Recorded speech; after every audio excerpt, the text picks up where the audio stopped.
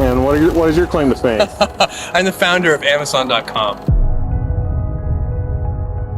We are at the very beginning, not just Amazon.com, but the entire industry of e-commerce and online shopping. It's incredibly exciting.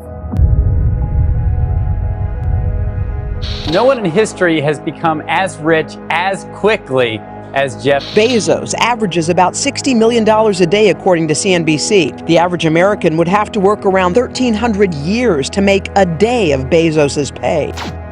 In a world where success stories seem like impossible feats, one man defied all odds and emerged as the epitome of wealth and power. Jeff's story begins in Albuquerque, New Mexico on January 12, 1964.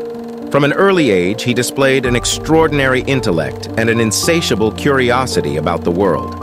As he grew older, it became clear that Bezos was destined for greatness. After graduating from Princeton University, Bezos began his remarkable journey that would forever change the landscape of commerce. In 1994, he founded a small online bookstore named Amazon, operating out of his garage in Bellevue, Washington. Well, 3 years ago, I was in New York City working for a quantitative hedge fund when I came across the startling statistic that web usage was growing at 2,300% a year. So I decided I would try and find a business plan that made sense in the context of that growth. And I picked books as the first best product to sell online, after making a list of like 20 different products that you might be able to sell. And books were great as the first best because books are incredibly unusual in one respect, and that is that there are more items in the book category than there are items in any other category by far. Music is number 2. There are about 200,000 active music CDs at any given time. But in the book space, there are more than 3 million different books worldwide active and in print at any given time across all languages. More than 1.5 million in English alone. And so when you have that many items, you can literally build a store online that couldn't exist any other way. And that's important right now because the web is still an infant technology. Basically right now, if you can do things using a more traditional method, you probably should do them using the more traditional method. At a time when the internet was still in its infancy, Bezos believed that the future of retail lay in the digital realm. It was an audacious idea that many dismissed as nothing more than a pipe dream. Many kids and many grown-ups do figure out over time what their passions are. And sometimes we let our intellectual selves overrule those passions. And so that's what needs to be guarded against. Kids are very good about knowing what their passions are. It's a gift if you can keep your childlike sense of wonder. And it helps with creativity. It helps to have fun. You laugh more and play more if you keep that childlike sense of wonder. But Bezos persisted. He poured his heart and soul into Amazon, relentlessly pushing the boundaries of what was possible. He sought to create an online store that offered an unparalleled selection of products and delivered them straight to the customer's door, with efficiency and convenience at its core. I ask everybody around here to wake up terrified every morning, their sheets drenched in sweat, but to be very precise about what it is they're afraid of. And they shouldn't be afraid of our competitors. They should be afraid of our customers, because it's the customers, those are the folks we have a relationship with. Those are the folks who send us money. And I believe that our customers are loyal to us right up until the second that somebody else offers them better service. So to better qualify that fear, it's like a fear of abandonment. You don't want them to abandon you? That's right. You got to do a good job, and you have to earn the loyalty of customers every day. If you ever rest on the past or rest on your laurels, it may take a little while, but the whole thing will go away. Fueled by unwavering determination and an unyielding focus on customer satisfaction, Bezos understood that to succeed, he had to go beyond the traditional confines of retail.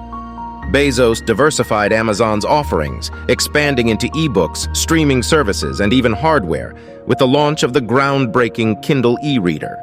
I would hope Amazon's legacy would be as Earth's most customer-centric company. What we have always wanted to do is raise the standard for what it means to be customer-centric to such a degree that other organizations, whether they be other companies or whether they be hospitals or government agencies, whatever the organization is, they should look at Amazon as a role model and say, how can we be as customer-centric as Amazon. Even If we could- competitors, I imagine, right? hopefully competitors as well.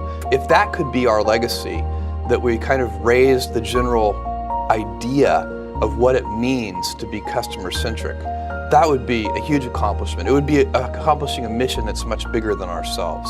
As the world watched in awe as Amazon's valuation skyrocketed, Bezos's personal fortune surged to unimaginable heights. But what truly sets Jeff Bezos apart is his relentless pursuit of innovation and his willingness to take risks. Well, I think if you look at the big ideas at Amazon, what we're really focused on is thinking long-term, putting the customer at the center of our universe, and inventing. Those are the three big ideas, and they work well together. I don't think that you can invent on behalf of customers unless you're willing to think long-term, because a lot of invention doesn't work.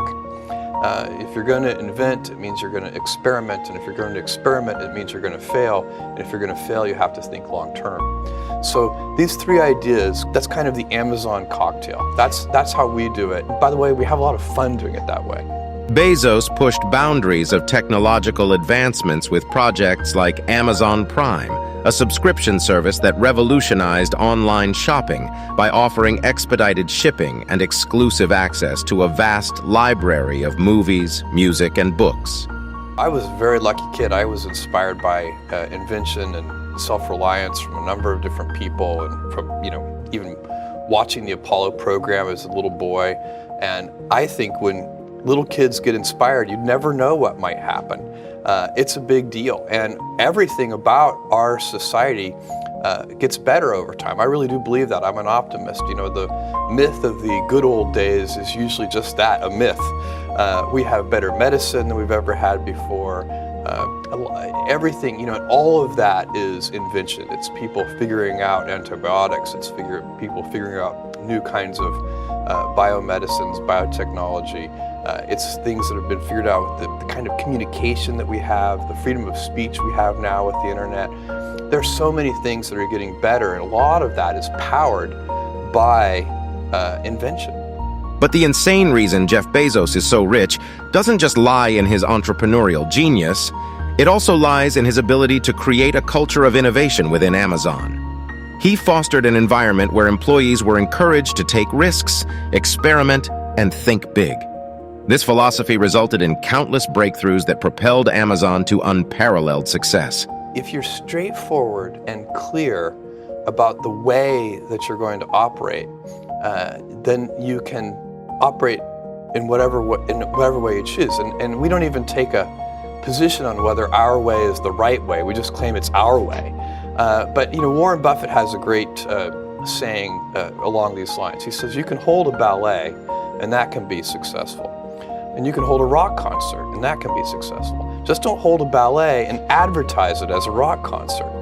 And so you need to be clear with all of your stakeholders with, are you holding a ballet or are you holding a rock concert? And then people get to self-select in. We hire people who are really motivated by building new customer experiences. They like to pioneer, they like the rate of change. They wake up in the shower motivated by thinking about customers. And occasionally somebody joins Amazon who their primary motivation comes from thinking about competition or competitors. Those people can find Amazon a little dull. Again, it's not about right or wrong. It's just that different people are motivated by different things. And what happens with corporate cultures is that over time, people collect themselves in a way where they like that culture, and then it becomes self-sustaining. And so we really have a group, deep in our corporate DNA at this point, is people who like to pioneer, people who like to invent. We like going down blind alleys, or narrow alleys anyway, wondering whether they're going to be blind alleys or whether they're going to open up into broad avenues. And that's fun for us. Today, Amazon is an e-commerce giant, a technology innovator, and a disruptor in numerous industries. And at the helm of it all stands Jeff Bezos, a man whose relentless pursuit of his vision has earned him a place among the richest individuals in history. I like to think that Amazon.com still has the opportunity to be a footnote in the history of e-commerce. By not focusing obsessively on the customer, we can still lose our whole opportunity to make that little bit of history. But I think it's very useful to keep focused on the fact that we haven't built an important and lasting company yet. We're on our way, and if we don't, it'll be shame on us, because in the position we're in, we should be able to do that. Jeff Bezos' story is a testament to the power of vision, determination, and a refusal to accept the status quo. His journey from a modest garage to becoming one of the most influential figures of our time is a reminder that the only limits we face are the ones we impose upon ourselves. Remember, the only thing truly insane is the incredible heights we can reach when we unleash our potential. What was your favorite part of this video? Let us know in the comments below, and like and subscribe to keep up with our latest videos.